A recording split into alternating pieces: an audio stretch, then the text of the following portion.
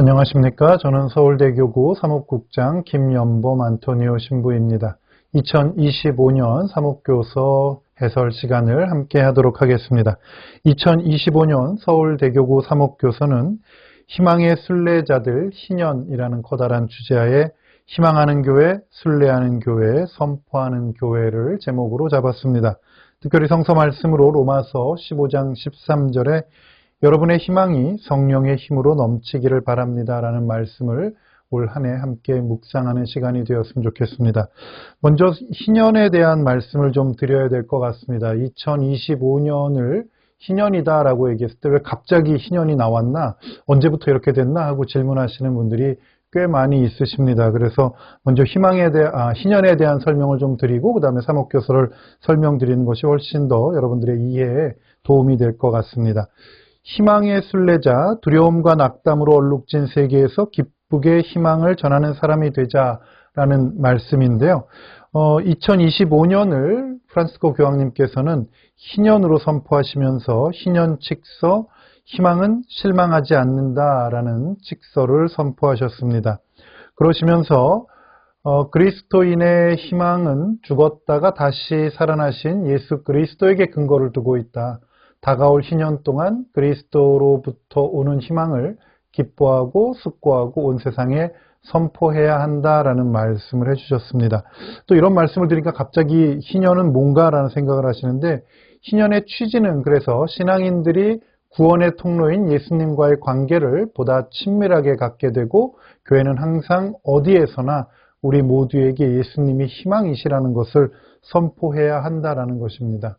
희년이라는 말씀을 아마 많이 들어보시긴 했는데 올해 25년이 갑자기 희년이다라고 해서 다들 지난번에 모임에서 2025년이 희년입니다 그랬더니 이런 거 좀 빨리 알려주시지 왜 이제 알려주냐고 얘기를 하셔서 제가 매우 당황을 했는데요. 왜냐하면 이날이 희년이라는 거는 1300년에 결정이 됐기 때문에 그런 사항들까지 자세히 좀 설명을 드리도록 하겠습니다. 교회는 25년마다 맞이하는 해를 희년, 은총의 해, 성년이라고도 부릅니다. 특별히 우리 교회는 이 구약의 희년 정신을 완성하신 예수 그리스도를 더 잘 기억하기 위해서 성년, 이 희년을 선포합니다. 희년은 크게 정기 희년과 특별 희년으로 나눌 수 있겠습니다. 정기 희년은 일정한 주기마다 돌아오는 희년입니다. 즉 구약 성경의 기준에 따르면 50년을 주기로 한 번씩 거행하게 되어 있습니다. 레위기 25장을 보면 그 내용이 자세히 나와 있는데요. 이것을 1300년에 보니파시오 8세 교황님 때부터 교회가 희년을 거행해야겠다라고 선포를 하시고 그때부터 희년이 계속 이어져 옵니다. 그러니까는 왜 이렇게 빨리 안 알려줬냐가 아니라 1300년 때부터 시작되었다는 거죠.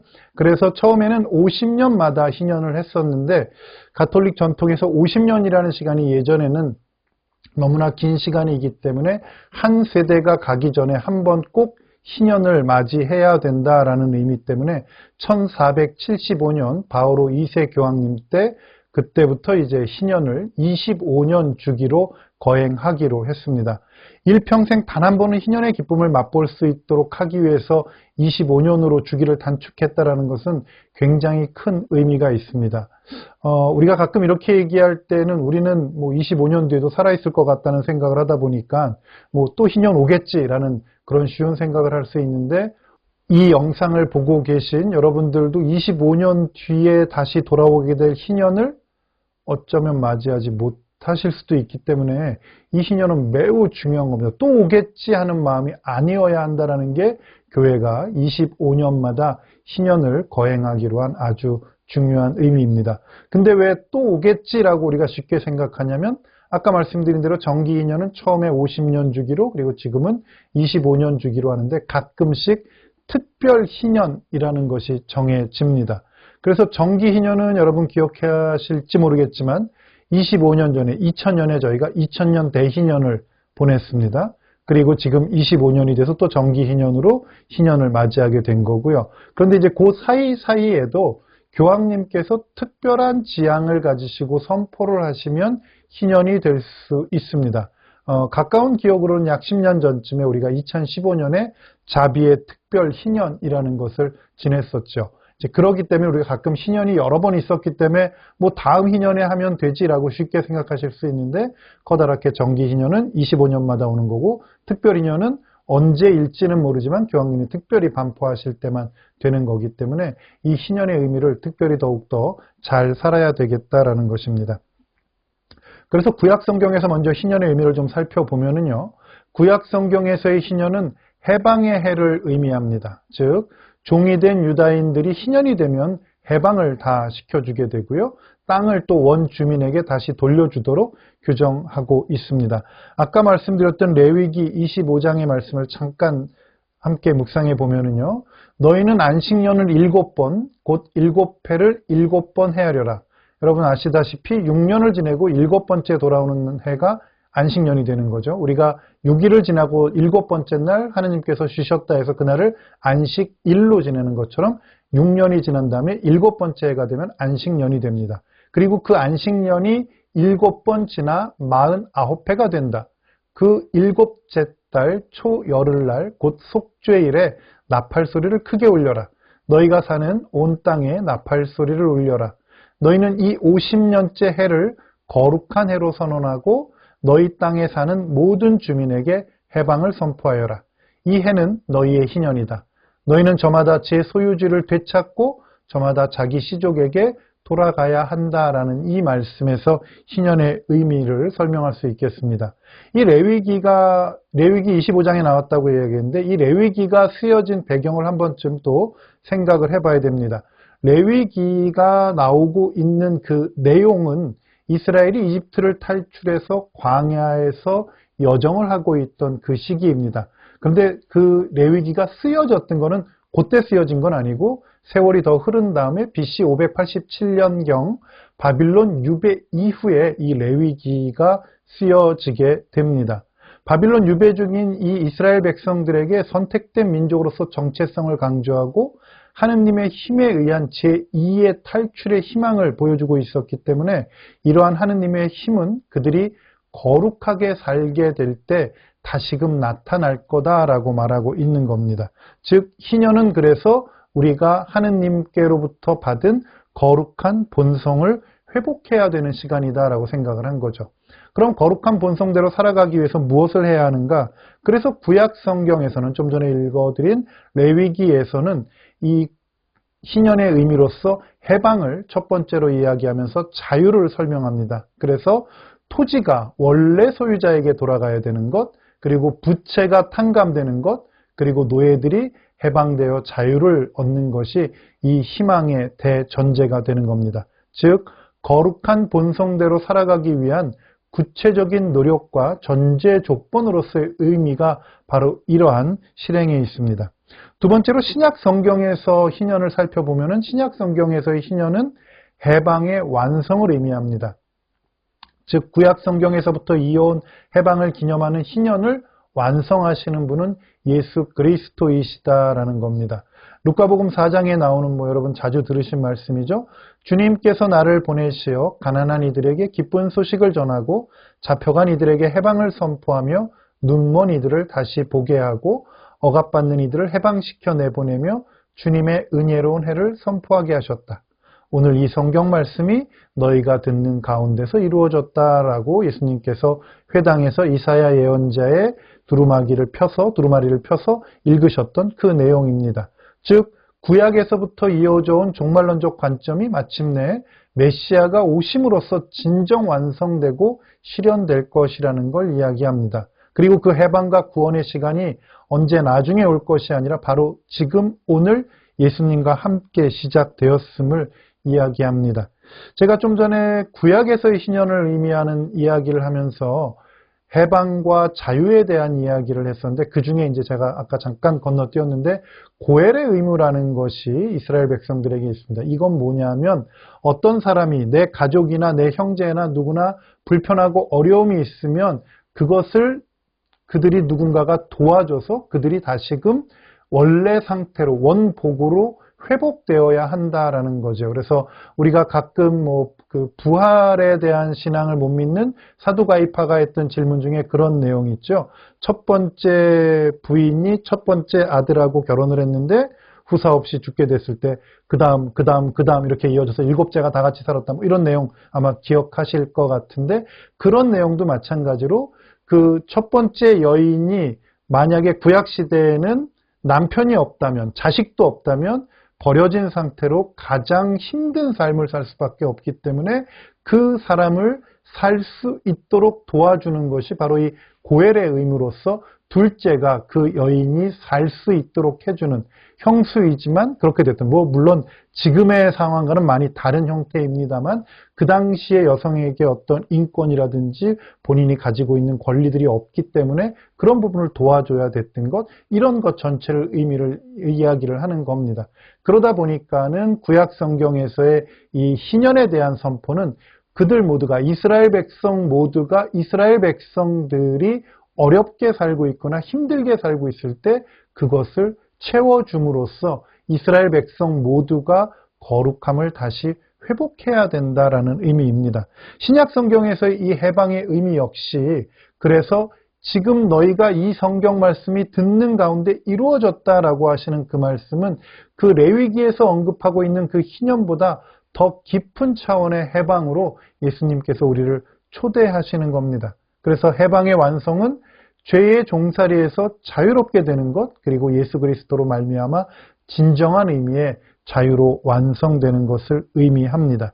그럼 죄의 종살이에서 벗어나 참된 자유를 누리기 위해서 우리는 무엇을 해야 하는가? 좀 전에 제가 고엘의 의미를 잠깐 설명을 드렸었는데 우리가 잘 알고 있는 착한 사마리아 사람의 이야기를 본다면 그렇게 맞아 죽어가고 있는 강도에게 돈을 뺏기고 맞아서 죽어가고 있는 그 사람에게 누가 이웃이 되어야 하는가? 누가 고엘의 의무를 다해야 되는가? 라고 했을 때는 그 사람과 함께 있는 이스라엘 백성을 설명을 합니다. 그래서 사실은 이 이야기의 시작은 뭐냐면 예수님께 질문을 하죠. 어떤 계명이 제일 큰 계명입니까? 그랬을 때 예수님이 하느님을 사랑하는 게 제일 큰 계명이고 이웃을 내 몸같이 사랑하는 게 제일 큰 계명이다라고 했을 때 누가 저의 이웃입니까? 라는 이야기를 했을 때 예수님께서 이 착한 사마리아 사람의 이야기를 쭉 해주십니다. 그러면서 예수님께서는 마지막에 하시는 말씀은 누가 이웃이었는가를 설명하지 않으시고 누가 그 사람의 이웃이 되어주었다고 생각하느냐라고 다시 질문을 하십니다. 사실 이 율법 교사는 근데 사마리아 사람이라는 말을 입에 올리기가 싫었던 거죠. 왜냐하면 이스라엘 백성과 사마리아 사람들은 워낙 원수로 지내고 있으니까요. 그래서 심지어 성경에는 사마리아 사람입니다 라고도 얘기를 안 하고 그에게 자비를 베푼 사람입니다 라고 대답을 합니다. 그랬더니 예수님께서 그에게 이르시기를 가서 너도 그렇게 하여라 라고 이야기를 하면서 이스라엘 백성 모두가 가지고 있는 그 해방의 완성, 희년의 완성의 의미가 무엇인지를 다시 한번 이야기해 주고 있습니다. 즉 그런 의미에서 지금 너희가 듣는 이 순간 그 말씀이 이루어졌다라고 말씀하신 예수님의 이 말씀은 2000년 전 회당에서만 이루어져야 되는 것이 아니라 지금 여기에 살고 있는 그리고 지금 희년이 선포되는 우리 모두에게도 지금 이 자리에서 그 희년이 선포될 수 있어야 한다라는 것입니다. 그렇기 때문에 우리 모두가 2025년 희년에 해야 될 의무는 우리가 그들의 이웃이 되어 주어야 되고 억눌리니 속박되어 있느니 갇혀있는 이들에게 해방을 알려줄 수 있는 그 희년의 삶을 함께 살아가는 것 그래서 입으로만 희년입니다를 선포하는 것이 아니라 우리의 삶을 통해서 그들에게 희년을 보여줄 수 있어야 합니다. 그래서 어려움을 겪고 있는 이웃에게 먼저 다가가 돌보아주고 적극적으로 사랑을 실천해야 하는 그 의무를 2025년 신년에는 더욱더 잘 실천해야 할 것이고 겸손한 삶의 자세를 바탕으로 적극적으로 섬기는 삶을 살아가야 하는 그 의무를 잘 함으로써 우리 모두가 다 거룩한 본성을 찾아가야 된다라는 겁니다. 그래서 레위기의 그 희년법을 사랑과 나눔, 섬김의 실천으로 확장시키고 완성시키는 그 예수 그리스도를 본받아서 2025년에 우리 모두도 함께 기쁨의 해, 나만 기쁜 해가 아니라 모두가 기뻐지는 그런 희년을 살아야 한다라는 것입니다. 2025년 정기 희년이라고 아까 말씀을 드렸는데 이 정기 희년 칙서에 보면은 제일 큰 첫 번째 어떤 키워드는 순례입니다. 즉 순례는 희년의 가장 근본적으로 순례 여정을 나서는 것이 삶의 의미를 추구하는 것과 연결되어 있기 때문에 희년의 가장 근본적인 의미는 순례입니다. 그래서 다가오는 희년에 우리가 어떻게 순례를 해야 될지 이따 사목교에서 다시 한번 설명드리도록 하고요. 그 다음 또 하나의 중요한 키워드는 성문입니다. 희년에는 언제나 성문을 열면서 하느님께로 나아갈 수 있도록 해줍니다. 올 12월 24일에 이제 로마 성 베드로 성당에서 성문을 열게 될 것인데 바로 이 구원의 문으로 들어가는 것, 주 예수 그리스도와 함께 인격적인 만남을 가지는 것이 바로 이 성문을 열고 들어가서 구원의 문으로 들어가서 그분을 만나는 것이기 때문에 또 하나 아주 중요한 키워드로서 성문을 이야기합니다.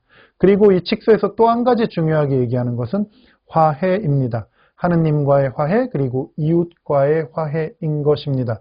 그래서 고해성사라든지 이런 것을 통해서 내 자신이 거룩함으로 돌아가면서 하느님과 화해하는 시간이 될 수 있는 그런 중요한 시간이 되어야 되고 2025년에 또 하나의 키워드는 기도입니다. 뭐 이건 설명드리지 않아도 잘 아실 거라고 생각하는데 사실 우리 한국교회에서 많이 안 알려져서 조금 안타까운 부분이었는데 이 희년에 대한 선포를 하시면서 사실 2024년 올해는 원래 기도의 해였습니다. 그리고 23년 작년은 공의회의 해였습니다. 근데 우리는 잘 이야기를 많이 못 들었죠. 그래서 사실은 올해 기도를 어떻게 할 것인가, 어떻게 기도해야 되는가를 더욱더욱 잘 준비하면서 희년을 준비하자 했는데 우리가 조금 그런 부분이 부족했다면 2025년에는 더욱더 많이 기도하면서 우리가 그분을 직접적으로 그리고 그분과 더욱더 가깝게 만날 수 있는 중요한 시간이 되었으면 좋겠습니다. 그리고 2025년의 또 하나의 키워드는 전례입니다. 물론 각 교구마다 그래서 12월 마지막 주일에 성문은 베드로 성당에서 열게 되고요. 그 다음에 12월 마지막 주일에 각 교구에서는 희년 선포 예식을 거행하게 됩니다. 그래서 이번에 특별한 전례가 준비되면서 희년의 장엄 개막 미사를 거행하게 될 것입니다. 그리고 또 하나 2025년 정기년에 중요한 것은 신앙 고백입니다. 뭐 신앙 고백이라면 뭐 다 아시는 거죠. 우리가 미사 때마다 하는 신경과 관계되는 건데 많은 본당이 뭐 사도신경을 바치기도 하고 니케아 콘스탄티노플 신경을 바치기도 하는데요. 올해는 특별히 니케아 공의회가 제1차 니케아 공의회가 1700주년이 되는 그런 해입니다. 그래서 특별히 더 우리가 하고 있는 신앙의 고백의 의미를 더욱더 잘 살피고 우리가 무엇을 믿고 고백하고 있는지를 생각해 보게 됩니다. 그리고 이제 마지막으로 정기인연에 언제나 따라 들어오는 가장 중요한 키워드는 대사입니다. 근데 우리가 이 대사라고 할 때 전대사라고 이야기를 들을 때 한 가지 좀 걱정되는 요소가 하나 있습니다. 무슨 이야기냐면 앞에서 이야기한 것처럼 희년의 의미가 화해, 신앙 고백, 성문 뭐 이런 이야기를 쭉 저희가 드렸었습니다. 그죠? 순례 뭐 이런 부분들을 그리고 맨 마지막에 대사에 대한 이야기를 하게 됩니다. 즉 그렇게 거룩하게 됨으로써해서 얻게 되는 것이 대사인 겁니다. 근데 잘못하면 우리는 희년 그러면 제일 먼저 떠올리는 건 전대사 그리고 그 나머지는 하나도 기억하지 못하는 그런 오류를 범할 때가 참 많이 있는데 이번 희년에만큼은 특별히 이 대사를 통해서 언제나 그리스도의 은총을 넘치게 받는 시간이 될 수 있도록 또 그 대사를 받기에 충분한 우리 자신이 될 수 있도록 거룩함을 잘 회복하는 시간이 되면 좋겠습니다. 그럼 이제 제일 궁금해하실 내용은 사실은 희년 대사는 어떻게 받으면 되는가 이런 내용이실 텐데 이 희년 대사의 이번 조건이 굉장히 많이 나와 있습니다. 그런데 그 조건들을 지금 제가 다 설명을 드리면 너무나 많고요. 이 희년 대사에 대한 조건들은 12월 초 그리고 대림시기가 시작되면 사무처를 통해서 어떻게 하면 대사를 얻게 될 거라는 공문이 발표가 될 거고 그것을 통해서 저희 사목국에서 조금 더 자세하게 희년 한 해 동안 어떻게 살았으면 좋겠는지를 말씀드리도록 하겠습니다. 이 희년 대사를 얻을 수 있는 방법은 올해는 매우 다양합니다. 그런데 문제는 이 희년 대사를 얻기 위해서 최소한의 조건과 규정만을 생각하지 않고 거룩한 본성을 회복하는 것 이것이 더 중요하다라는 것을 다시 한번 강조를 하고 싶습니다. 다양한 활동과 노력을 통해서 우리가 거룩한 회복을 하는 것, 거룩한 본성을 회복하는 것, 이것이 하느님께서 바라시는 것이지 우리가 자꾸 희년을 어떤 대사를 얻기 위한 도구처럼 생각한 것, 혹은 희년은 거룩함의 본성을 회복하는 것보다 그냥 하느님의 선물인 대사만 중요하다고 생각하는 것은 매우 잘못될 수 있다는 것 다시 한번 강조해서 말씀드립니다. 교황님께서는 그래서 대사의 은총은 하느님 자비의 무한함을 발견하는 방법의 하나이다라고 말씀을 하셨습니다. 희년을 맞이하면서 대사라는 은총만을 생각한다면 그것은 분명히 하느님의 뜻이 아닐 것입니다. 하느님이 바라시는 것은 다시 한번 강조하지만 거룩함의 회복이며 그에 따른 변화된 삶입니다. 그럼에도 불구하고 우리가 오늘날 거룩함으로 돌아서는 것에 관심을 두지 못한 채 벌을 면제받는 대사의 은총에만 사로잡힌다면 과거의 비난에서 여전히 자유롭지 못하게 될 것입니다. 이 과거의 비난에서 자유롭지 못하다는 말씀은 뭐냐면 아까 대사라는 말 옆에 indulgence라고 써 있었습니다. 이 indulgence가 대사인데 이거를 한국어로 번역하면서 저희가 번역한 게 아니다 보니까 개신교가 주로 번역하면서 뭐라고 번역을 한 거냐면 면죄부라고 번역을 한 겁니다. 우리가 면죄부라는 단어를 들을 때 굉장히 부정적으로 느끼는 이유가 돈만 내면은 죄가 용서받고 뭐 이렇게 생각됐던 그런 문제들, 그런 모든 문제들 때문에 기어코 마르틴 루터에 의한 95개 조항도 나오게 되고 종교개혁이라는 것이 일어나게 됐었는데 대사의 은총과 희년의 대사를 받기 위한 그 거룩한 본성은 다 제껴두고 내가 어떻게 하면 인덜전스를 받을 수 있지? 여기에만 어떻게 하면 죄를 용서 그냥 받지? 하는 것에 착각에 의해서 생겼던 그 과거의 교회가 가지고 있는 약간의 어떤 그 오류 혹은 교회가 매우 마음 아프게 생각하는 그 시간들을 또 가게 되지 않겠냐 하는 겁니다. 그래서 다시 한번 강조하고 싶은 것은 희년은 대사를 얻기 위한 시간이 아니라 하느님께서 원하시는 그 거룩함의 본성으로 돌아가야 한다는 것을 다시 한번 잘 묵상할 수 있는 그런 시간이 되었으면 좋겠습니다. 그래서 2025년 희년, 희망은 실망하지 않는다라는 이 희년 칙서에 나오는 내용들과 함께 우리가 진정한 의미의 순례 그리고 그것을 통해서 예수 그리스도를 만나는 그런 희년의 삶이 되었으면 좋겠습니다. 이 희년에 대한 내용을 그래서 교구장님께서는 앞부분에 처음 먼저 설명을 해주시고 그 다음에 앞에서도 말씀드린 대로 희망하는 교회, 순례하는 교회, 선포하는 교회를 말씀을 하십니다. 그럼 이제부터 희망하는 교회, 순례하는 교회, 선포하는 교회의 내용을 하나씩 좀 보도록 하겠습니다.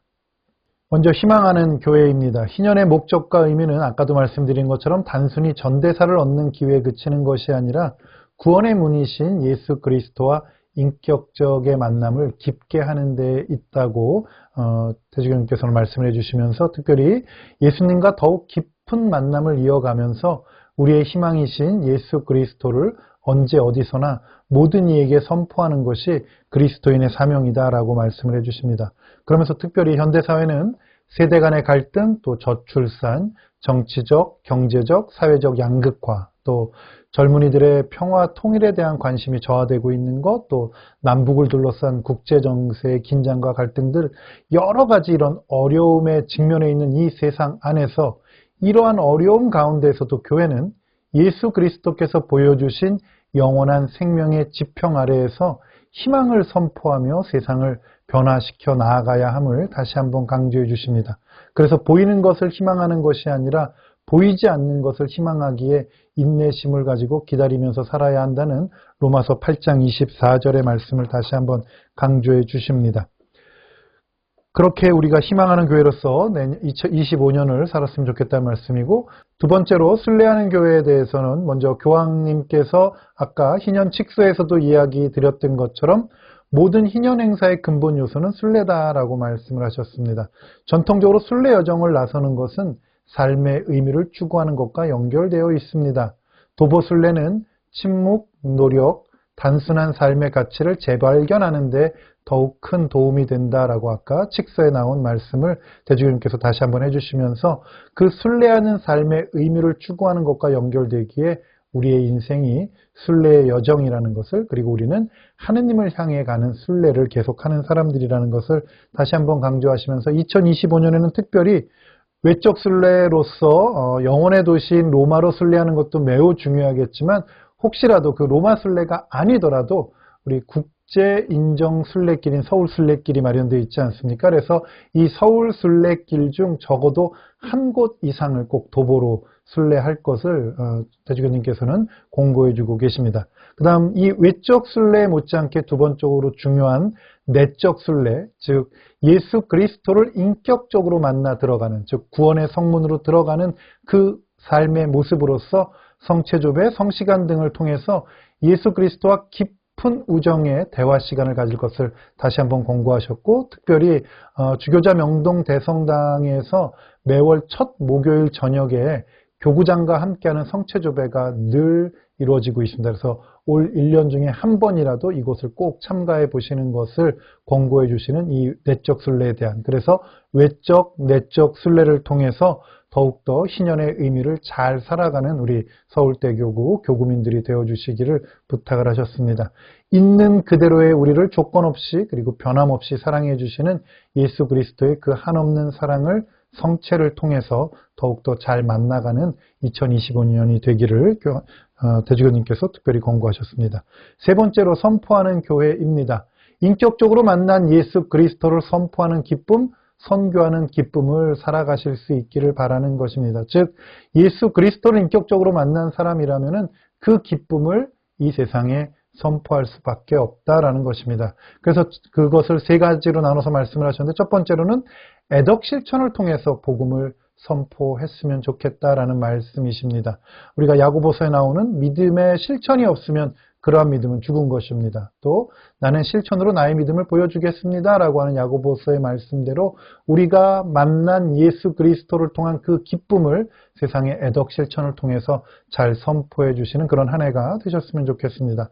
또 한 가지는 사회적 약자와 동행함으로써 복음을 선포하는 그런 한 해가 되었으면 합니다 라는 말씀입니다. 즉 그 사회적 약자가 우리가 도와줘야 되는, 수혜를 줘야 되는 그런 입장의 사람이 아니라 그들 모두가 우리와 똑같이 중요한 동등한 주인공임을 반드시 인정하면서 그들과 동행하면서 도움을 주기만 하는 것이 아니라 그 도움을 주고 우리도 그 도움을 받는 것을 통해서 복음 선포가 이루어질 수 있도록 한 해를 살아주시기를 부탁드립니다. 그리고 세 번째 선포는 우리가 함께 기도하고 있는 2027년 서울 세계 청년대회에 주체적으로 참여함으로써의 복음 선포를 말씀을 하셨습니다. 2027년 서울 세계 청년대회 주체적으로 참여함으로써 복음을 선포하는 방법은 첫 번째로는 묵주기도 10억단 바치기 지금 저희가 함께 진행하고 있습니다. 이 묵주기도 10억단 바치기에 더 많은 신자분들이 함께 참여함으로써 기도로서 먼저 이 준비를 잘하는 것, 이것도 역시 하나의 복음 선포가 될 수 있겠다라는 말씀이고, 또 한 가지는 2, 3년 뒤의 이야기이긴 합니다만 세계 성체대회 기간 중에 홈스테이를 제공함으로써 내가 그리스도를 믿고 있다는 이유만으로 전 세계에서 모여든 그 젊은이들에게 나의 가정을, 나의 집을 내어주면서 그들과 함께 한 가정이 되는, 그래서 그들이 또 한국에서 그리스도를 믿고 있다는 이유 하나만으로 환대받는 그 체험을 통해서 이들이 세계 청년대회 안에서 커다란 은총을 누릴 수 있도록 하는 것, 그것 역시 아주 중요한 복음 선포가 될 수 있으니까 미리 2년 전부터 잘 준비하셨으면 좋겠다라는 이야기입니다. 세계 청년대회에 참석했던 많은 젊은이들의 이야기를 들어보면 교황님과 함께하는 중요한 행사들도 매우 큰 기쁨과 은총이었지만 그 다음으로 큰 은총 중에 하나는 바로 이 홈스테이 때 만났던 가정에서 얻게 되는 커다람입니다. 즉 내가 예수 그리스도를 믿음으로써 이렇게 어디에 가든 사랑받을 수 있고 환대받을 수 있다는, 말이 하나도 안 통해도 그 눈빛만으로도 그 사랑을 느꼈던 그 부분들을 절대 못 잊는다라고 이야기를 합니다. 2027년 조금 남기는 했습니다만 그때 우리가 홈스테이를 많이 제공할 수 있도록 한 번 더 생각해 주시고 준비하는 것, 그것 역시도 그때 복음 선포가 될 수 있으니 2025년에 잘 준비해 주셨으면 한다라는 겁니다. 그리고 끝으로 2027년 서울 세계 청년대회에 자원봉사자로 참여하는 것도 복음 선포가 될 수 있다라는 말씀입니다. 이렇게 말씀드리면 나는 젊은이가 아닌데 이런 생각들 하실 수 있는데 세계 청년대회는 젊은이들의 신앙을 위하여 하는 교황님께서 주최하시는 가장 중요한 대회이지만 이 대회를 준비하고 함께하는 것은 젊은이들만의 일이 아닙니다. 이거는 한국교회가 함께, 특별히 본대회가 열리는 서울대교구 같은 경우는 서울대교구 모두가 함께 이들이 예수 그리스도를 교황님과 함께 그 대회 안에서 만날 수 있도록 협조하고 봉사자가 되어주셔야 되는 일입니다. 나는 외국어를 못하는데 나는 뭐를 못하는데 다 필요 없습니다.